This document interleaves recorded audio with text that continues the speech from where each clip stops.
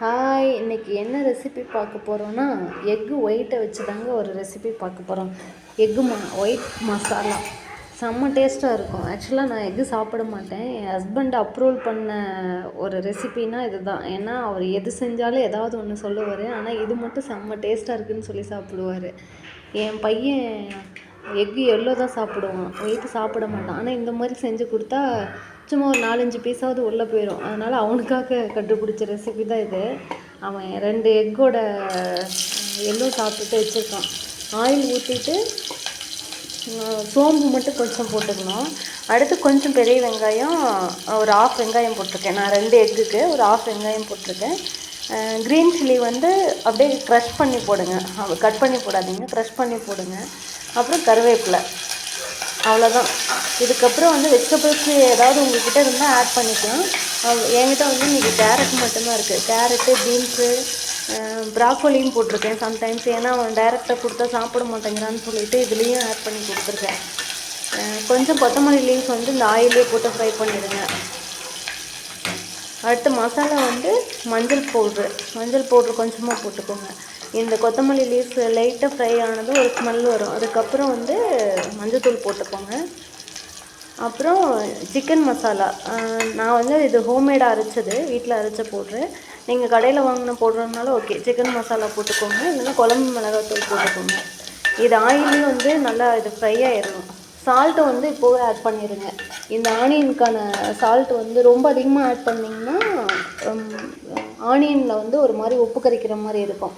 அடுத்து வந்து கேரட்டு, என்கிட்ட இன்றைக்கி கேரட் மட்டும்தான் இருக்குது. இது கூட கொஞ்சம் லைட்டாக பீன்ஸு, ப்ராக்கோலி இது எல்லாமே ஆட் பண்ணிக்கலாம். இதெல்லாம் ரொம்ப மைல்டாக பாயிலானால் போதும், ரொம்ப அதிகமாக வந்து ஆயிலில் ஃப்ரை பண்ண தேவையில்ல. ஸ்டீமில் பாயில் பண்ணி போட்டாலும் ஓகே தான். வெஜிடபிள்ஸ் எல்லாம் ஸ்டீமில் பாயில் பண்ணி போட்டால் இன்னும் சூப்பராக இருக்கும். இன்றைக்கி டைம் இல்லை, ஒரு 10 மினிட்ஸில் செஞ்சிடலாம் இந்த ரெசிபி. எக்கு மட்டும் பாயில் பண்ணி இருந்துச்சுன்னா ஒரு 10 மினிட்ஸில் செஞ்சிடலாம், சூப்பராக இருக்கும். இது வந்து இது கூட லைட்டாக கொஞ்சம் தேங்காய் பால் ஆட் பண்ணோன்னா சப்பாத்திக்கு, தோசைக்கு கிரேவியாக கூட வச்சு சாப்பிட்லாம், நல்லாயிருக்கும். அடுத்து தக்காளி, ஒரு தக்காளி நான் 2 எக்கு தான் போட்டிருக்கேன்.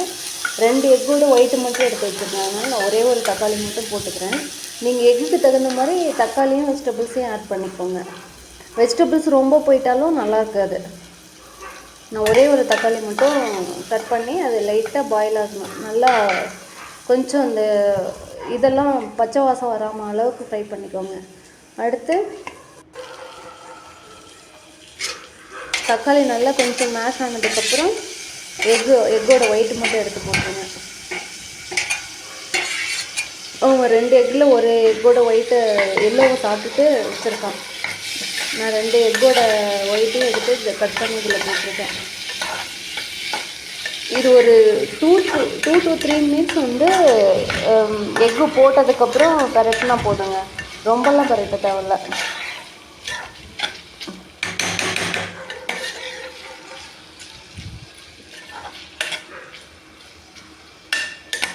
ரொம்ப ஆயில் எக்கு பாயில் ஆனாலும் நல்லா இருக்காது, வெந்தாலும்.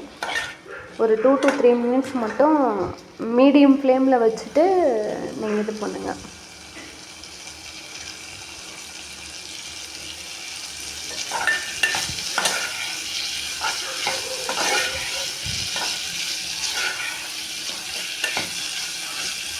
நல்லா மிக்ஸ் ஆகிடுச்சு, எக்கும் மசாலாவும் நல்லா மிக்ஸ் ஆகிடுச்சு.